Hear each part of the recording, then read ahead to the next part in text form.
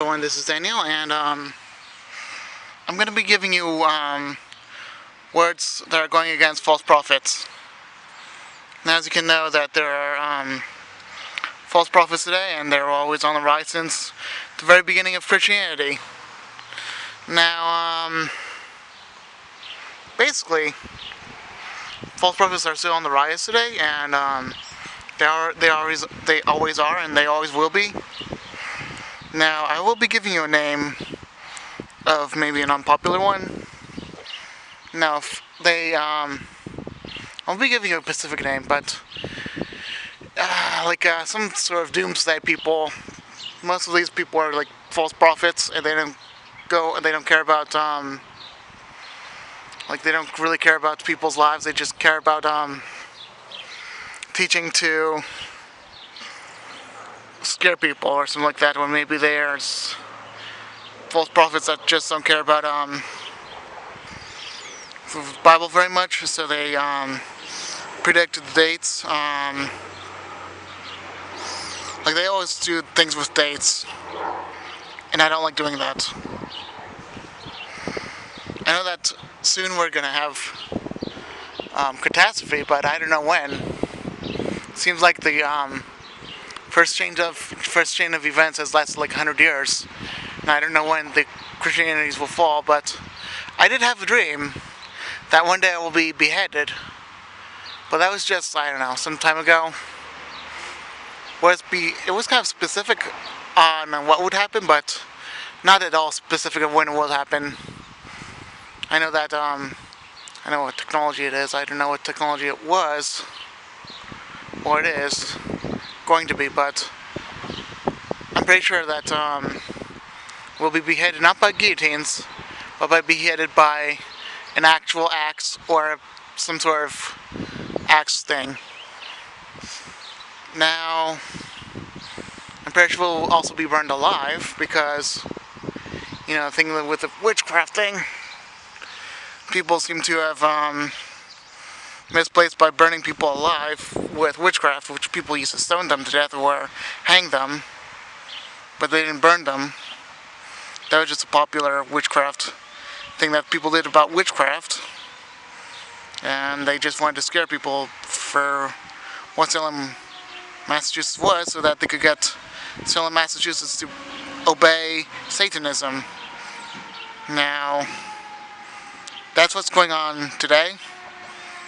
Now, what was going on back then was they were trying to put people to trial because they wanted to get evidence against people that were doing all these unholy things. It was like Satan was in Salem, and they wanted to get rid of him, but they didn't really know how. They're very much Christian, but most of them were not true Christian. Now, that's the detail of what goes on. Dates you have like current events, and it has a very beginning of basis. The end of the world comes from something. It does not come from nowhere. And if anyone tells you that the end of the world is not coming from anywhere, that's a false prophet, because it actually comes from Satan, and he always has something like a chain of events that he tries to do to make people not be Christian anymore. Because when people were Jews, he was tricking them, but to the full extent of that time, because he was, they were still false prophets, but they were trying to get rid of the Jews because he knew that someday Jesus would come. So he was trying to get rid of the Jews by violence. Now he's trying to get rid of the Christians by huge trickery. And by violence and, trickery as well back in the old days. But, Satan does change what he does, but he never changes what he's all about. He never changes what he's all about. But God, on the other hand, he never changes a single thing about what he does and what he's all about. God is always the same. Matter of fact, under the sun, everything remains the same, no matter what. And if you're talking about technology, we had micro technology even back in the Roman times. Like I said in one other video, we also had knowledge of nutrients and good well-being, and we lived. We survived. Even animals survived with their knowledge of nutrients and all that. You know, even animals, even ants. Guys, ants build their colonies off of rocks, like we build our colonies off of rock houses.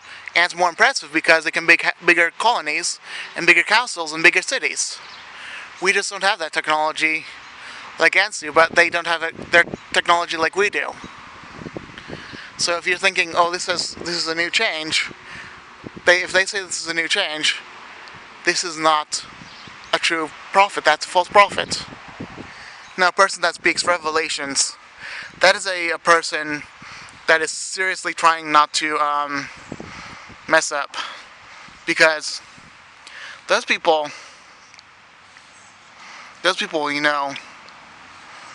anyone that speaks a revelation, they must know what they're saying. If they don't, John knew what he was saying. He actually recorded the things that would happen, not the technology, unless it is by some sort of thing that he's trying to figure out today, but he will just do revelations under words that he saw in his dream. He was not quite sure what certain things were, but he only saw exactly what maybe we saw today, maybe we didn't.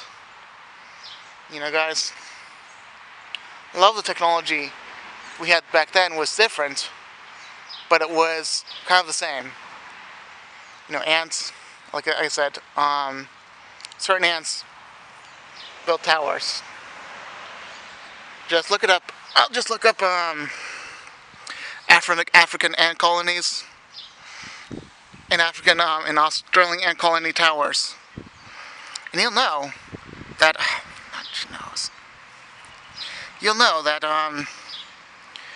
this is stuff that all animals can do, willing or not.